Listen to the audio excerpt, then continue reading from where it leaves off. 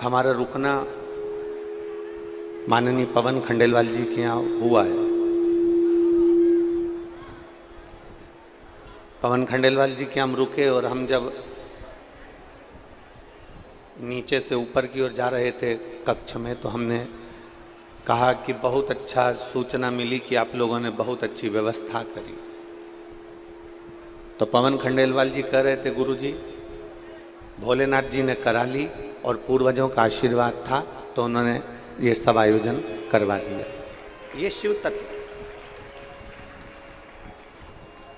इसी को भगवान शंकर के प्रति अविरल भक्ति कहते हैं।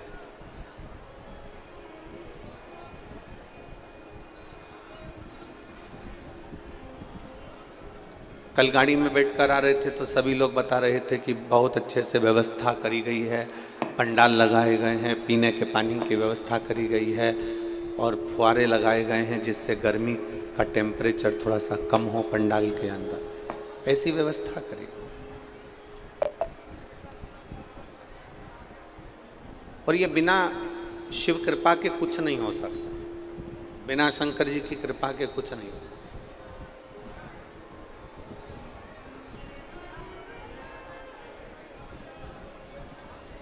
यदि आप भगवान देवादिदेव महादेव के प्रति समर्पित हो रहे हैं, पार्वती मैया यदि शंकर जी के प्रति समर्पित हो रही हैं, लक्ष्मी मैया भगवान नारायण के प्रति समर्पित हो रहे हैं, माँ वीणा देवी ब्रह्मदेव के प्रति समर्पित हो रही हैं,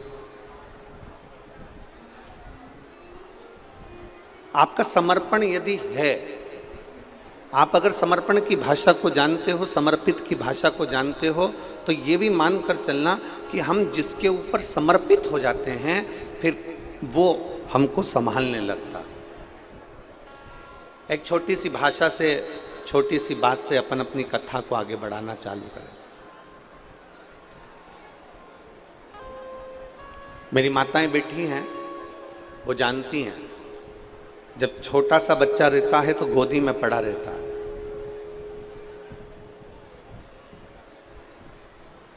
छोटा सा बच्चा कोई काम करता है क्या? अमलेश्वर की मेरी जीजियां थोड़ा ध्यान देना। छोटा सा बच्चा गोदी में पड़ा है, दूध उठाकर पिएगा, बोतल उठाकर पिएगा, जम के बोलते जाओ जरा। जन्म लिया शिशु,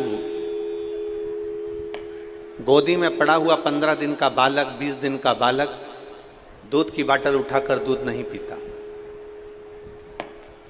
जन्म लिया शिशु, गोदी में पड़ा हुआ बालक भोजन उठाकर नहीं करता, केवल पड़ा रहता है और मां उसके मन की दशा को समझती है।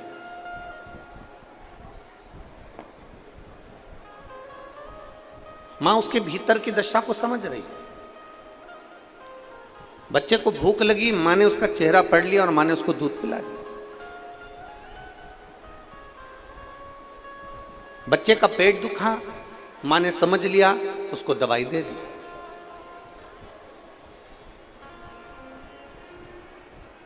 बच्चे ने गंदगी कर दी, मां ने उसको कपड़ा बदल दिया। मां उसकी सेवा संभाल में लगी हुई है, मां उसकी सेवा संभाल कर रही है। मां कब तक उस बच्चे की सेवा करती है? मां उस बच्चे को कब तक गोदी में रखती है, कब तक सेवा करती है? जब तक बच्चा अपने हाथ से काम करना प्रारंभ ना कर दे। बच्चा खुद दूध पीना प्रारंभ कर देता है, बच्चा खुद हाथ में बोतल पकड़कर दूध पी लेता है, बच्चा कुछ निकाल कर खाना चालू कर देता है, बच्चा कपड़ा बदलना चालू कर देता है, बच्चा अपने श्रृंगार खुद कर लेता है, बच्चा उठ बैठने लगता है, बच्चा अपने काम में लग जाता है। तो माँ फिर उस बच्चे को धीरे धीरे धीरे धीरे छोड़ती जाती है। फिर माँ उसकी सेवा नहीं करती, फिर माँ उसके लिए कुछ नहीं करती, क्योंकि वो बच्चा खुद कर रहा है, वो बच्चा स्वयं कर रहा है। माँ कब तक उसकी सेवा कर रही है, माँ कब तक उसका काम कर रही है, माँ उसके लिए कब तक कार्य कर रही है? जब तक वो बच्चा नहीं कर रहा।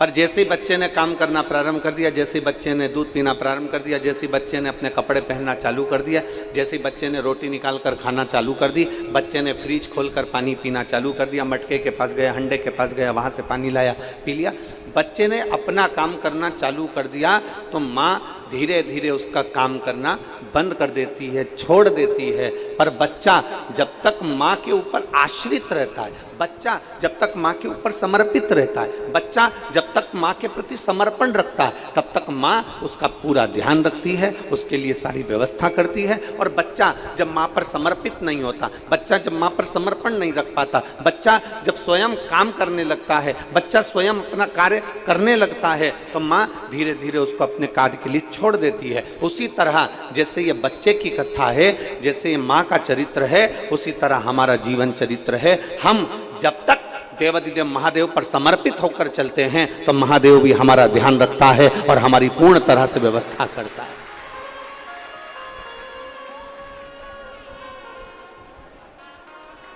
आपका समर्पण, आप जितने समर्पित हैं परमात्मा के प्रति, परमात्मा उतना आपका ध्यान रख रहा है, परमात्मा उतना आपके ऊपर आश्रित है, आपके ऊपर उसकी दृष्टि है। हमने पहले एक बार कथा में कहा था, आपके भी स्मरण में होगा, हम पहले कथा में एक बार कहे थे,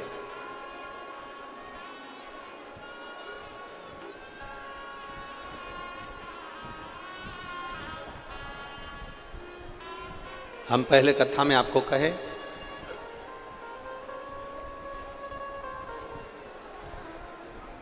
कि चोर की नजर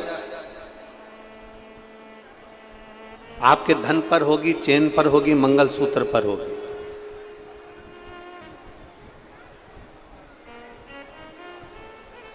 लुच्चे की नजर आपकी सुंदरता पर होगी। चोर की नजर चेन पर है, मंगलसूत्र पर है, चोर की नजर आपके पर्स पर है, आपके मोबाइल पर है। लुच्चे की नजर आपकी सुंदरता पर है, आप कितने सुंदर हो, आपको देखकर आपकी ओर आकर्षित हो। चोर की नजर चेन पर होती है, धन पर होती है, लुच्चे की नजर आपकी सुंदरता पर होती है, और मेरे महादेव की नजर जो भगवान की भक्ति में डूबा रहता है, उस पर निरंतर बनी ही रहती है।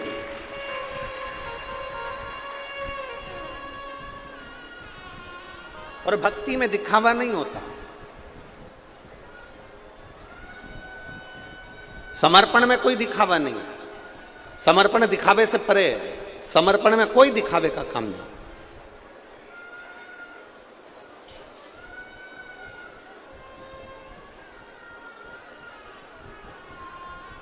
चार पांच फूल लेकर आप मंदिर के अंदर गए, और थोड़े से फूल लेकर आप जब मंदिर के अंदर पहुंचे, और मंदिर में जाकर आप फूल लेकर पहुंचे हो, और चार लोगों को अगर दिखाकर वो फूल समर्पित कर रहे हो, तो भगवान वो फूल स्वीकार नहीं करता।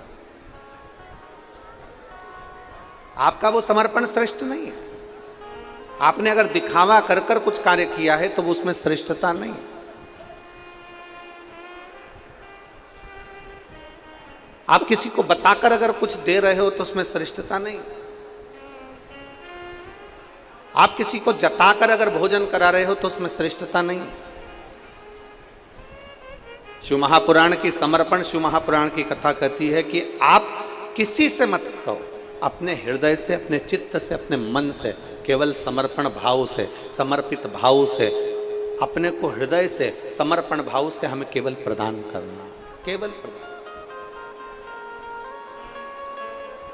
और तेरा ही दिया मैंने खाया पिया है, तेरा शुक्रिया है, तेरा शुक्रिया है। मुझे मेरे बाबा ने बहुत दे दिया है, तेरा शुक्रिया, तेरा शुक्रिया।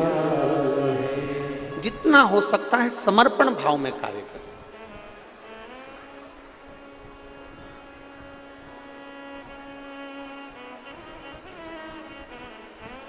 यहाँ हाटकेश्वर महादेव हैं। कौन कौन गया दर्शन करने, जरा हाथ उठाओ। आप लोग गए हो? रखिए, आप सभी को नमन है जो आप बाबा के दर्शन करो।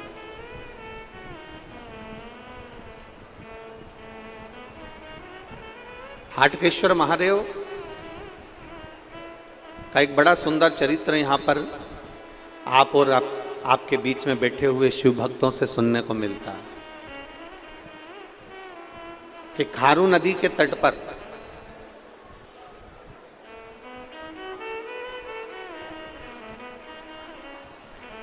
वन को जाते समय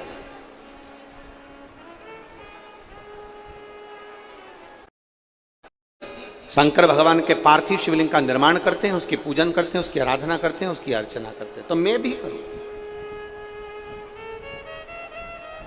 मैं भी उसको करूं,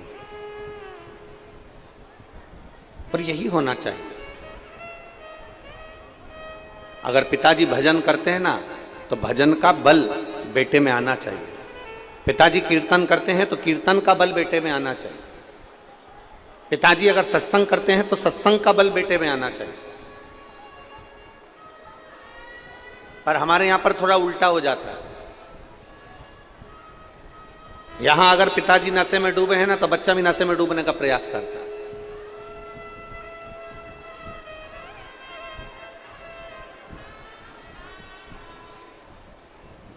पर मैं छत्तीसगढ़ सरकार को और छत्तीसगढ़ की पुलिस प्रशासन को,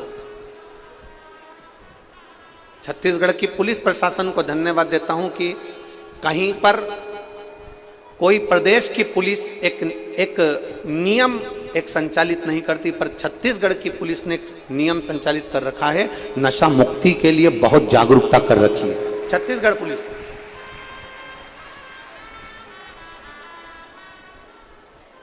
नशा मुक्त करने के लिए छत्तीसगढ़ पुलिस कहीं ना कहीं अपनी अपनी जागरूकता अभियान चलाती रहती है। और बहुत साधुवाद है उसको, बहुत साधुवाद, धन्यवाद।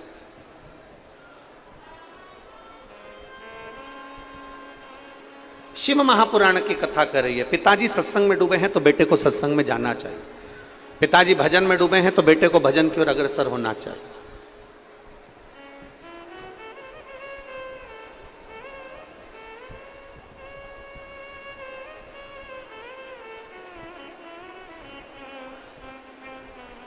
एक निवेदन है आप लोगों से, अगर आप लोग स्वीकार करें तो बहुत अच्छी बात है। अमलेश्वर के सभी शिव भक्तों से निवेदन है, अपने साथ में पानी की 2-2 बाटल लाए हो कि नहीं लाए हो? जम के बोलो जरा, लाए हो? तो आपके पास में अगर कोई पानी बांटने आ रहा है तो उनसे कहिए, ये धूप में जो पब्लिक खड़ी हुई है पंडाल के बाहर, आप पानी अंदर देने की जगह उनको दीजिए।